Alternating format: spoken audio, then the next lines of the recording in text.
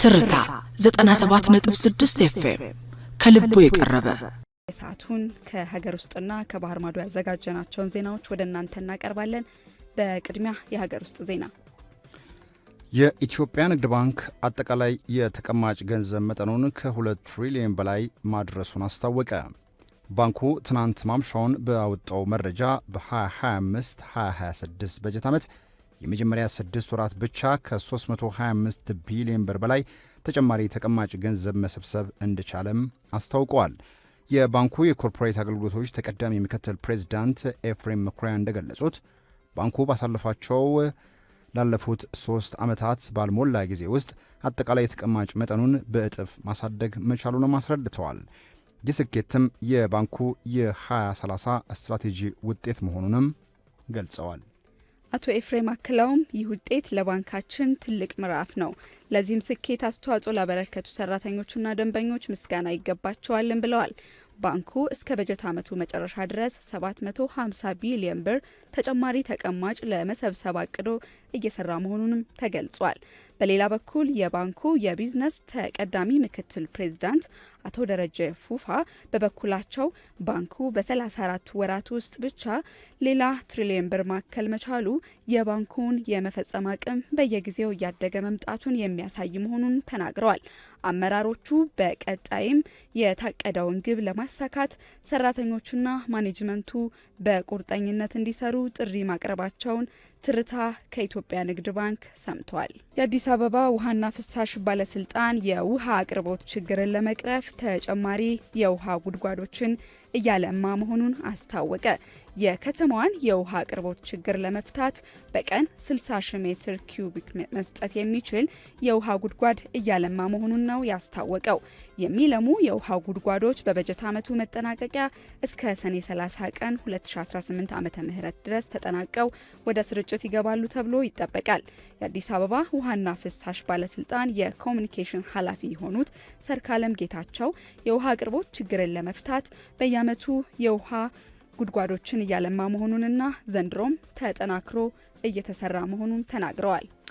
ባለስልጣን መስሪያ ቤቱ የውሃ አቅርቦት ችግርን ከመፍታት ባሻገር ንጽህናውን የጠበቀ ውሃ ለነዋሪዎች ለማሰራጨት የዓለም ጤና ድርጅት ባስቀመጠው መስፈርት መሰረት በየቀኑ በውሃ ማሰራጫዎችና በውሃ ጉድጓዶች ፍተሻ በማድረግ ንጽህናቸው የተጠበቀ ውሃ ለነዋሪዎች እያሰራጨ መሆኑን ኃላፊዋ ጨምረው ተናግረዋል። መዲናዋ በየጊዜው እያደገች መምጣቷ የውሃ ፍላጎት እንዲጨምር ያደረገ መሆኑን የገለጹት ኃላፊዋ ባለስልጣን መስሪያ ቤቱ የከተማዋን የውሃ ፍላጎትና አቅርቦት ለማመጣጠን እየሰራ እንደሚገኝ ጨምረው ተናግረዋል ስትል የዘገበችው ባልደረባችን ብርቱካን ዋልታ ንጉስ ናት። ለገና በዓል የገበያ ማረጋጋት ዝግጅት እያደረገ መሆኑን የአዲስ አበባ ከተማ አስተዳደር ገለጸ። የአዲስ አበባ ከተማ ምክትል ከንቲባ ጃንጥራር አባይ ለገና በዓል የሚሆኑ መሰረታዊ ምርቶችን በበቂ ሁኔታ ለማቅረብና የገበያ ግሽበትን ለመቆጣጠር ዝግጅት መጠናቀቁን አስታውቀዋል። በመዲናዋ በሁሉም ክፍለ ከተሞች የሚካሄዱ የበዓል ባዛርና ኤግዚቢሽኖችም ከዛሬ ጀምሮ በይፋ ይከፈታሉ። የገበያ ማረጋጋት የህገወጥ ንግድ ቁጥጥርና የኢትዮጵያ ታምርት ንቅናቄ ግብረ ኃይል የመጪውን የገና በዓል ዝግጅት አስመልክቶ ውይይት አድርጓል። የግብረ ኃይሉ ሰብሳቢና የከተማዋ ምክትል ከንቲባ አቶ ጃንጥራር አባይ በዚህ ወቅት እንደገለጹት የበዓሉን ገበያ ለማረጋጋት ከወትሮ በተለየ መልኩ የምርት አቅርቦትን ለማሳደግ እየተሰራ ነው። ምክትል ከንቲባው አክለውም ምክንያታዊ ያልሆነ የዋጋ ጭማሪ እንዳይከሰት ሰፊ የገበያ ትስስር መፍጠሩን፣ ምርት በሚደብቁና ባልተገባ መልኩ ዋጋ በሚጨምሩ አካላት ላይ ጠንካራ ቁጥጥር እንደሚደረግ እንዲሁም የሰብል የኢንዱስትሪና የእንስሳት ተዋጽኦ ውጤቶች በሰንበት ገበያዎችና በማዕከላት እንዲቀርቡ መታቀዱንም ገልጸዋል። በተያያዘም አምራቾች፣ የሸማች ማህበራትና ኢንተርፕራይዞች የሚሳተፉበት የበዓል ባዛርና ኤግዚቢሽን ዝግጅት ተጠናቆ ከዛሬ አርብ ጀምሮ በከተማ አቀፍ ደረጃና በሁሉም ክፍለ ከተሞች በይፋ እንደሚጀመርም ተናግረዋል። በመጨረሻም የግብረ ኃይሉ አባላት ምርቶችን በተመጣጣኝ ዋጋ ለህብረተሰቡ መድረሳቸውን በቅርበት እንዲከታተሉ አቶ ዣንጥራር አቅጣጫ መስጠታቸውን ነው ትርታ የተመላከተው። የአዲስ አበባ ቤቶች ልማት ኮርፖሬሽን የቤት ግንባታ ክትትልና ቁጥጥር ስርዓቱን በማዘመን ፕሮጀክት የሚመረቱበትን አግባብ እየቀየረ መሆኑን አስታወቀ። ተቋሙ ዲጂታል ሃውሲንግ የተሰኘ አዲስ አሰራር ይፋ ማድረጉን ትርታ ሰምቷል። የአዲስ አበባ ምክር ቤት የመሬትና ግንባታ ጉዳዮች ቋሚ ኮሚቴ በቤቶች ኮርፖሬሽን ልማት ኮርፖሬሽን የአዳዲስ ቤት ግንባታዎችን የመስክ ምልከታ ባደረገበት ወቅት እንደተገለጸው አዲሱ የዲጂታል ስርዓት ግንባታዎችን ከክትትል ጀምሮ እስከ ማስተላለፍና ማስተዳደር ያለውን ሂደት የሚያቀላጥፍ ነው። የኮርፖሬሽኑ ዋና ዳይሬክተር ኢንጂነር ቶማስ ደበሌ እንደገለጹት ስርዓቱ በተለያዩ ቦታዎች የሚገኙ ግንባታዎችን ቢሮ ውስጥ ሆኖ ለመከታተል የሚያስችል ነው። ከዚህ ባለፈ በ2018 ዓ.ም የተጀመረውን ግዙፍ የቤት ግንባታ ፕሮጀክት በብቃት ለመምራት የሚያስችል የሰው ሀብት ሪፎርም እየተከናወነ መሆኑን ጠቁመዋል።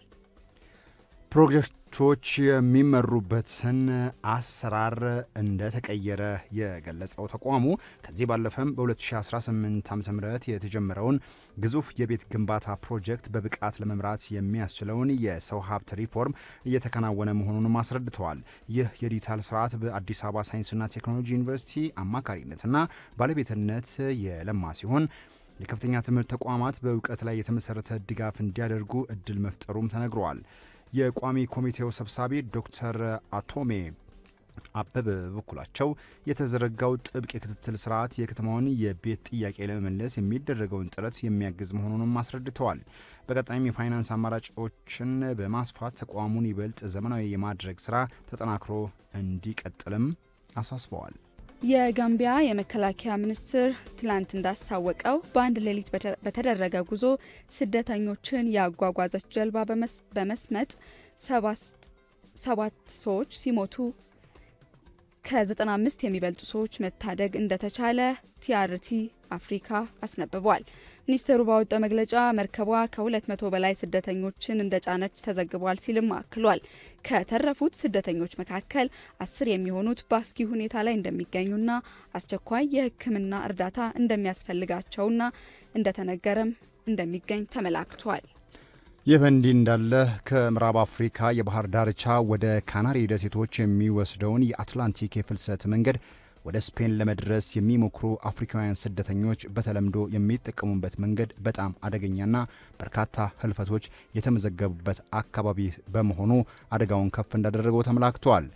ከ46,000 በላይ መደበኛ ያልሆኑ ስደተኞች በ2024 የካናሪ ደሴቶችን ደርሰው እንደነበረ ይህም በአውሮፓ ህብረት እንዳስታወቀው ከሆነ ሪከርድ ሆኖ መመዝገብ ማስታወቁን ነው ቲአርቲ አፍሪካ በዘገባው ያሰፈረው። ዩክሬን ከአሜሪካና ከአውሮፓ የጸጥታ አማካሪ ጋር እንደ አውሮፓውያን አቆጣጠር ጃንዋሪ 3 ለመገናኘት እየተዘጋጀች መሆኑን ገለጸች። የዩክሬን የመከላከያና የጸጥታ ምክር ቤት ጸሐፊ ኡሜሮቭ ከከፍተኛ ባለስልጣናት ጋር በስልክ ከተነጋገሩ በኋላ ከምዕራባውያን አጋሮች ጋር አዲስ ግንኙነት እንዳላቸው አስታውቀዋል። የዩክሬን መከላከያና የጸጥታ ምክር ቤት ጸሐፊ ሮስቴም ኤሜሮቭ በትናንትናው ዕለት እንዳሉት በጃንዋሪ 3 ቀን ከአውሮፓ የጸጥታ አማካሪዎች ጋር ስብሰባ እያዘጋጀች መሆኑ ነው የተሰማው። ኤሜሮቭ በሰጡት መግለጫ ከአሜሪካ የውጭ ጉዳይ ሚኒስትር ማርኮ ሮቢዮ የዩክሬን በተመለከተ የስልክ ጥሪ ማድረጋቸው ተገልጿል ሲል የዘገበው ቢቢሲ ነው። በካርቱም በጦርነቱ በደረሰባቸው ጉዳት አገልግሎት አቋርጠው የነበሩ ከ40 በላይ ሆስፒታሎችና 244 የጤና ማዕከላት በድጋሚ አገልግሎት መስጠት መጀመራቸው ተገለጸ። በሱዳን ባለው የእርስ በርስ ጦርነት በመጎዳታቸው የተነሳ በዋና ከተማዋ ካርቱም አገልግሎት አቋርጠው የነበሩ ከ40 በላይ ሆስፒታሎችና 244 የጤና ማዕከላት በድጋሚ አገልግሎት መስጠት መጀመራቸውን የሱዳን የሐኪሞች ጥምረት ገለጸ። በሱዳን በሀገሪቱ ብሔራዊ ጦርና በሱዳን ፈጥኖ ደራሽ ኃይል መካከል እየተካሄደ ባለው የእርስ በርስ ጦርነት የጤና ዘርፉ በከፍተኛ ደረጃ መጎዳቱን የገለጸው የሐኪሞች ጥምረት በዚህም በመጀመሪያው ዓመት የጦርነቱ ጊዜ ብቻ በደረሰባቸው የቃጠሎ አደጋ፣ ዝርፊያና የአቅርቦት እጥረት የተነሳ እስከ 70 በመቶ የሚሆኑ የሀገሪቱ ሆስፒታሎች በከፊል ወይንም ሙሉ በሙሉ ወድመው እንደነበር ገልጿል።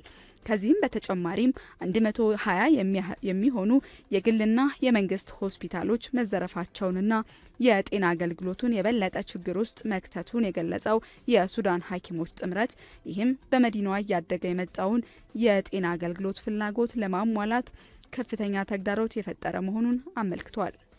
በጦርነቱ የሀገሪቱ ብሔራዊ የሕዝብ ላቦራቶሪና ማዕከላዊ የደም ባንክም ከፍተኛ ጉዳት ደርሶባቸው ዋና ዋና የሪፈራል አገልግሎት መስጫ ማዕከላትም ከአገልግሎት ውጭ ሆነው እንደነበረ ይታወሳል። በዚህም የሀገሪቱ ብሔራዊ መድኃኒት አቅራቢ ፈንድ ከ500 ሚሊዮን ዶላር በላይ ኪሳራ የደረሰበት መሆኑም ጥምረቱ አስታውቋል።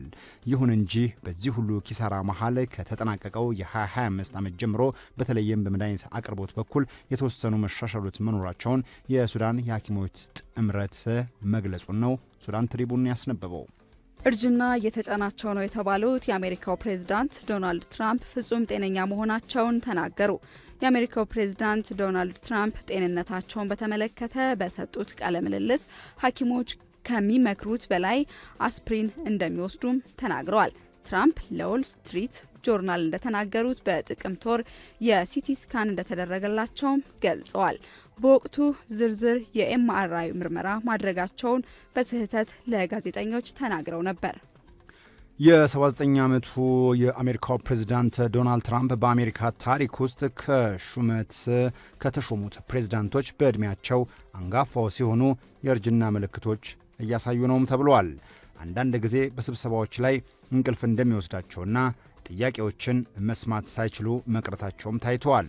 ዘ ጆርናል እንደዘገበው ትራምፕ ስለ ጤንነታቸው የተፈጠረውን ክርክር በብስጭት ፍጹም ጤነኛ ነኝ ሲሉ ምላሽ መስጠታቸውን ቢቢሲ በዘገባው አስፍሮታል። ትርታ 97.6 ኤፍኤም ከልቡ የቀረበ